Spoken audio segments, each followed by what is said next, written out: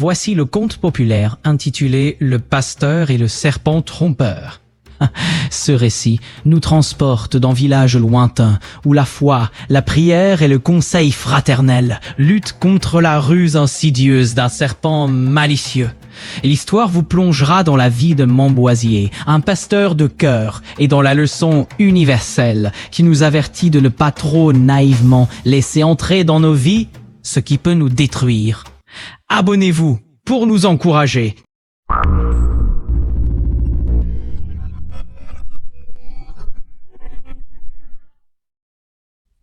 Dans un petit village, niché entre des collines verdoyantes et de sinueuses rivières chantantes, vivait le pasteur Montboisier, homme de foi sincère et de grande bienveillance. Chaque dimanche, dans la modeste église de pierre qui dominait le bourg, sa voix, claire et chaleureuse, réchauffait le cœur des fidèles rassemblés, en quête de lumière et de réconfort.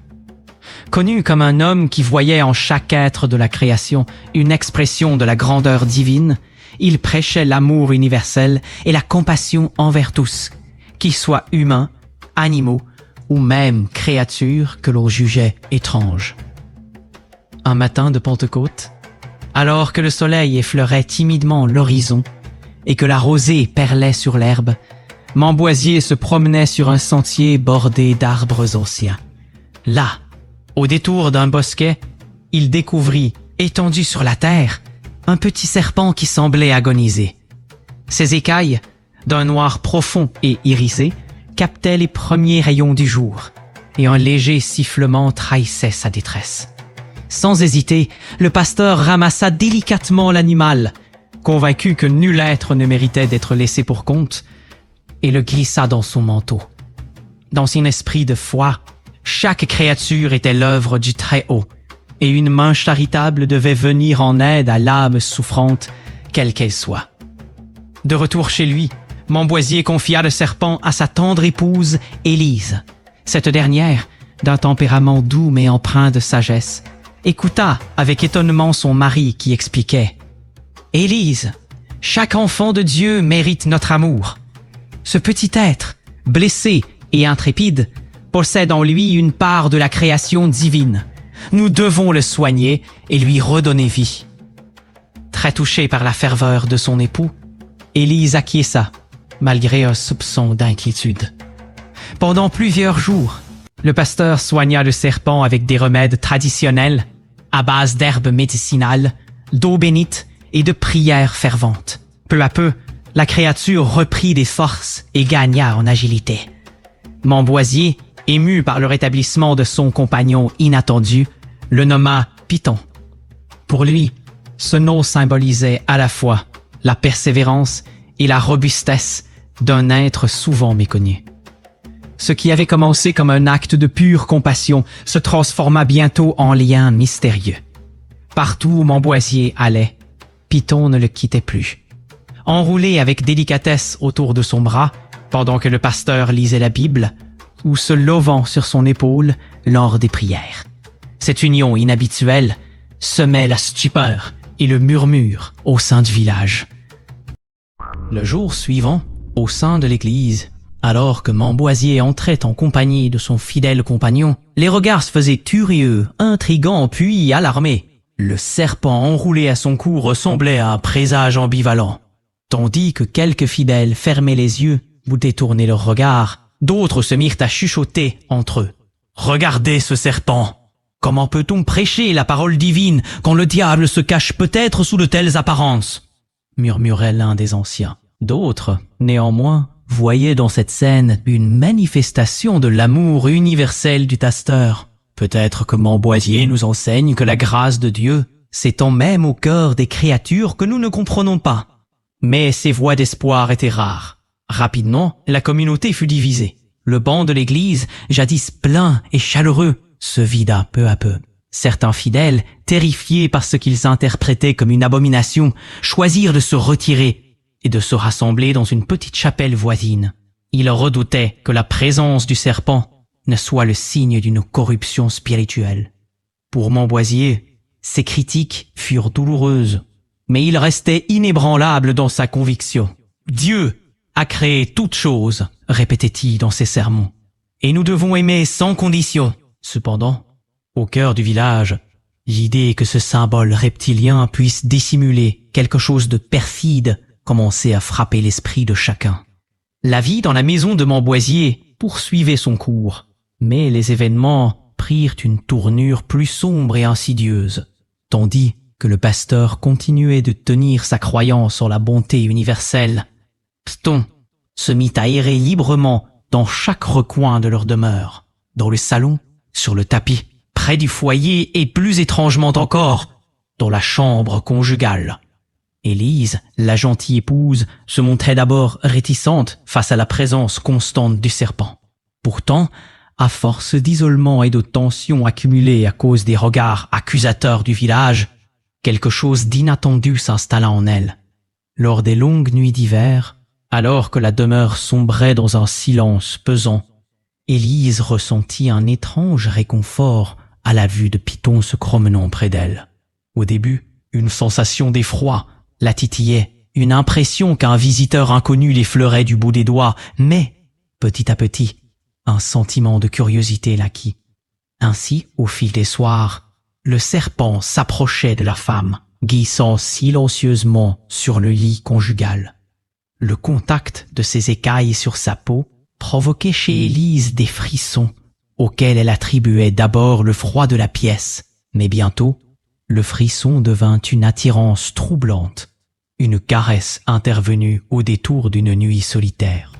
Dans l'ombre, alors que le pasteur se perdait dans des prières pour tenter d'oublier l'anxiété ambiante, Élise se retrouvait confrontée à une émotion nouvelle et prohibée. La séduction silencieuse de Piton s'insinuait insidieusement dans son esprit, rappelant les légendes anciennes du jardin d'Éden. L'image d'Ève séduite par le serpent revenait en elle, et malgré sa foi, un doute naissant s'immisçait. Piton, loin d'être un simple animal en quête d'affection, semblait déployer une ruse ancestrale, se posant en confident silencieux dont le regard perçant sondait l'âme d'Élise. Alors que les jours succédaient, la quiétude de la maison se transformait en un décor chargé d'implicites non-dits, annonçant que quelque chose de terrible se préparait dans l'intimité du foyer. Une nuit d'orage, où le tonnerre grondait et où la pluie martelait le toit de la demeure, Montboisier fut brusquement tiré de son sommeil par un pressentiment douloureux. Sans savoir pourquoi, il se leva et erra dans les couloirs obscurs, le cœur battant à tout rompre. L'angoisse et l'instinct le guidèrent jusqu'à la porte de la chambre. Prenant une profonde inspiration, il ouvrit la porte doucement. Ce qui s'offrit alors à ses yeux le glaça d'effroi. Sur le lit conjugal, baigné dans la lumière vacillante d'une lampe, se trouvait Élise, dont les traits étaient empreints de tristesse et de culpabilité. Autour d'elle, enroulé avec une audace impertinente, se trouvait Piton. Le serpent, aux yeux d'ambre, semblait partager avec elle une intimité interdite. « Non !» pensa Montboisier, le souffle coupé, le cœur alourdi par l'inconcevable trahison. Le pasteur recula d'un pas, tandis que la vision de sa femme enlacée par la créature invoquait en lui les récits bibliques. Il se souvenait de l'histoire d'Ève dans le jardin d'Éden, de la ruse du serpent qui avait séduit et détourné l'humanité du chemin lumineux. Les yeux de Piton brillaient d'une lueur presque malicieuse, et dans cette scène, le temps sembla s'arrêter. Élise, figée par la honte, tenta d'ouvrir la bouche pour s'expliquer, mais aucun mot ne parvint à rompre le silence lourd et accusateur. Le pasteur sentit son âme se briser en mille éclats. La douleur s'abattit sur lui avec la force d'un torrent, et la confiance qu'il avait placée en l'amour universel se mua en un amer désespoir. Ce fut une nuit de tourments et de silence, où chaque battement de cœur résonnait comme un glas. L'image de sa femme et de ce serpent, désormais porteur du même symbolisme de la chute, s'inscrivit à jamais dans son esprit. Au petit matin, la lumière pâle de l'aube ne parvint pas à effacer la douleur dans l'âme de Montboisier. Désemparé, Il quitta sa chambre sans un mot et se rendit le cœur lourd auprès de ses frères de foi. Il se réfugia dans le parloir de l'église, lieu de recueillement et de conseils sages. Frère Joseph, un homme marqué par de nombreuses épreuves et riche en expériences spirituelles, fut le premier à venir à sa rencontre. Assis sur un banc usé, il écouta d'une voix grave les aveux du pasteur. « Mes frères, je porte en moi un fardeau qu'aucun mot ne peut entièrement exprimer. Ce serpent, si innocent en apparence, a plongé ma maison dans la trahison. J'ai vu mon épouse Élise enlaçant ce mal incarné comme si elle se livrait au charme d'un tentateur venu d'un autre temps. » Frère Joseph posa une main réconfortante sur l'épaule de Montboisier et répondit: « Mon cher ami, souviens-toi des Écritures. Le serpent, le plus rusé de tous les animaux, a jadis séduit Ève, amenant ainsi la chute de l'homme. Il semble que, malgré ton amour et ta bonne volonté, tu aies ouvert ta porte à cette séduction pernicieuse. D'autres fidèles, attirés par la solennité du moment, vinrent se joindre à la discussion. Les voix s'unirent pour rappeler au pasteur que l'amour, sans discernement, pouvait être un chemin dangereux. Entre prière et méditation, Montboisier ouvrit sa Bible et lut, les yeux emplis de larmes, les versets relatant l'histoire de la tentation. Ces mots sacrés résonnèrent en lui, comme l'écho d'un avertissement intemporel. Le serpent était l'animal le plus astucieux, et par sa ruse, il perdit le paradis. Ce fut à cet instant que Montboisier comprit la lourde vérité. En voulant aimer sans condition, il avait permis à un mal insidieux de s'insinuer dans son foyer. Dévasté, il se jura de bannir cette corruption de sa maison, quel qu'en fût le prix à payer. Pendant plusieurs jours, le pasteur se retira dans la solitude de la chapelle annexe de l'église. Au milieu de prières acharnées, de jeûnes et de méditations sur les Écritures, il consulta les anciens manuscrits de la tradition. Il chercha, dans le recueil des rites oubliés, le moyen de purifier son foyer de la présence maligne qui avait élu domicile. Frère Joseph et d'autres anciens vinrent l'assister dans cette démarche.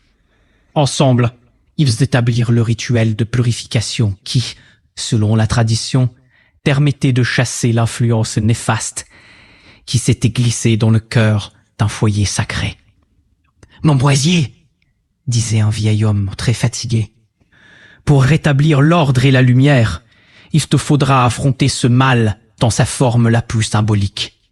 Le serpent qui a séduit et détourné devra être consumé par le feu purificateur, afin que le Très-Haut ne laisse subsister aucune trace de sa ruse. » Le pasteur, le cœur lourd, né empli d'une détermination nouvelle, se mit à préparer l'autel du rituel. Dans la grande cour de l'église, il disposa un ancien brûleur d'encens, des cierges et une cage de fer dans laquelle il enfermait Python. Chaque objet était choisi avec soin, comme pour sceller un pacte entre l'homme et le divin, afin de restaurer la pureté perdue. Les préparatifs s'étendirent sur plusieurs jours. Pendant ce temps, le village entier, marqué par les récits de ce drame étrange, observait d'un regard mi-craintif, mi-espérant les signes annonciateurs d'un grand événement. Le pasteur lui-même ressentait en lui les affres d'un combat intérieur. Doit-il sacrifier son amour pour une créature qu'il avait jadis sauvée au nom de la foi? Bien, trouver une solution. Le soir venu arriva enfin, chargé de tension et de mystère. Sous un ciel lourd de nuages et une lune à peine visible, tous les fidèles furent conviés dans la grande cour de l'église. Là, dans un silence quasi religieux, Montboisier se posta en son centre, les mains tremblantes, mais le regard résolu. D'une voix forte, il s'adressa à l'assemblée. « Frères et sœurs, ce soir, par la grâce du Très-Haut, nous devons chasser l'obscurité qui s'est glissée dans mon foyer. Comme jadis le serpent séduit Ève, celui-ci a su éveiller en nous les dangers de la naïveté. Il est temps de mettre fin à cette tentation qui nous menacerait tous. Les fidèles, le cœur serré, se mirent à réciter ensemble des psaumes de purification et de rédemption, lentement, dans une atmosphère emplie d'appréhension et de ferveur. Montboisier ouvrit la cage de fer. Devant l'assemblée tout entière, il prit Python dans ses mains et avec le brûleur d'encens allumé, prononça des incantations puis des prières en l'honneur du divin. Que le feu de la vérité consume ce mal insidieux, que la lumière du Très-Haut purifie nos âmes. Alors, dans une action décisive et douloureuse, il jeta le serpent dans les flammes vives qui s'élevaient autour de l'autel. Le crépitement du feu, les lueurs dansantes et le regard d'un pasteur qui se brisait intérieurement témoignaient de la force du moment. Chaque craquement de bois et chaque étincelle semblait sceller le destin de la séduction maléfique ayant troublé un foyer sacré. Les fidèles, émus aux larmes, se prosternèrent. Pour eux, le rituel représentait non seulement un acte de punition, mais aussi une promesse, celle de la vigilance éternelle contre les tentations qui pourraient frapper l'âme humaine. Le feu, tel un juge impitoyable, emporta le dernier vestige de la ruse, et un silence solennel succéda à cette scène marquante.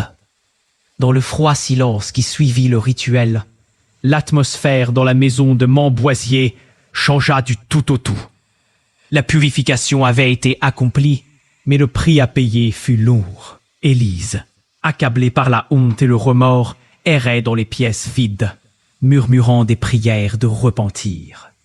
Chaque recoin de la demeure semblait lui rappeler l'instant fatidique, l'ombre d'une trahison inscrite dans le temps. Même les murs, témoins silencieux des joies d'antan, paraissaient pleurer la perte d'une innocence brisée. Le pasteur, quant à lui, se débattait dans ses sentiments contradictoires. Le cœur meurtri par la vision de sa tendre épouse enchevêtrée avec le mal, il ressentait une tristesse insigne et une colère sourde. Il se confiait longuement à frère Joseph lors de longues veillées privées. « Mon ami, lui disait-il d'une voix cassée, comment concilier l'amour universel que je prêchais avec la réalité cruelle de cette trahison? J'ai voulu aider, j'ai voulu croire que toute vie portait en elle le divin, mais je me suis trompé. Mon cœur est en lambeaux. » Frère Joseph, tout en posant une main ferme sur l'épaule du pasteur, lui répondit. « La douleur nous enseigne, Montboisier. Chaque épreuve, même la plus cruelle, est une leçon. C'est dans la tristesse que la foi se trouve mise à l'épreuve et se renforce. Pardonne à ceux qui te trahissent, si tu le peux, et surtout, ne laisse pas ce chagrin t'éloigner de la lumière. » Pourtant, malgré ces mots de consolation, la maison demeura empreinte d'un silence lourd, le silence d'un foyer brisé et d'une âme en quête d'un renouveau incertain. Les jours se transformèrent en semaines, et la vie reprit peu à peu son cours dans le village, bien que la plaie laissée par l'épreuve du serpent demeurât ouverte. Montboisier, conscient que la purification n'avait pas effacé entièrement la douleur ni la trahison, entreprit un long chemin de rédemption. Il intensifia ses prières, s'isola régulièrement pour méditer sur les Écritures et sollicita le conseil des plus sages. Peu à peu, une nouvelle force se dessina en lui. Non pas l'ignorance du mal passé, mais une vigilance accrue et un discernement renouvelé. Dans ses sermons, il rappela sans cesse à ses fidèles la leçon amère qu'il venait d'apprendre. Ne soyez jamais naïfs. Prenez garde à ce qui s'installe en vous et dans vos foyers. Sans discernement, ce qui semble être un don de Dieu peut se révéler être le chemin de la destruction. Ces paroles, simples et percutantes, accompagnèrent chaque messe, chaque veillée, et furent transmises aux jeunes générations. Élise, de son côté, fit un ardu chemin vers la rédemption. Remplie de remords, elle se mit à œuvrer silencieusement pour réparer ce qui avait été brisé. Jour après jour, par des actions empreintes d'humilité et de service, elle chercha à regagner la confiance du pasteur et à apaiser les tourments de son âme. Bien que le pardon fût ardu à obtenir, le temps et la prière finirent par atténuer les blessures, laissant place à une forme de réconciliation. Au fil des mois qui succédèrent à l'horreur du rituel, un renouveau spirituel commença à poindre dans le village. La leçon du serpent trompeur devint une légende, une mise en garde murmurée aux veillées et transmise de génération en génération.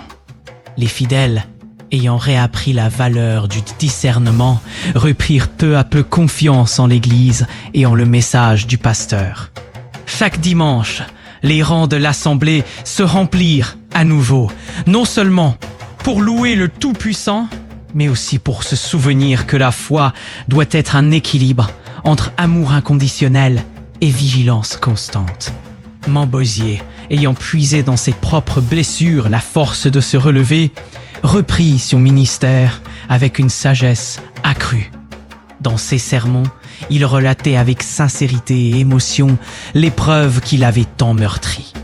Il invitait chacun à méditer sur l'histoire du serpent, rappelant que la séduction et la tromperie se présentent souvent sous des atours trompeurs. « Mes chers enfants, disait-il devant une foule attentive, ne laissez jamais l'apparence vous berner. L'amour véritable doit être éclairé par la lumière du discernement. Sachez reconnaître les ombres qui s'insinuent et gardez toujours en vous la flamme de la vigilance. » Cette leçon, répétée à l'infini, transforma peu à peu le village. Chaque soyer, chaque âme devint plus conscient des dangers de la naïveté et le souvenir du serpent devint un symbole de résilience et de foi retrouvée.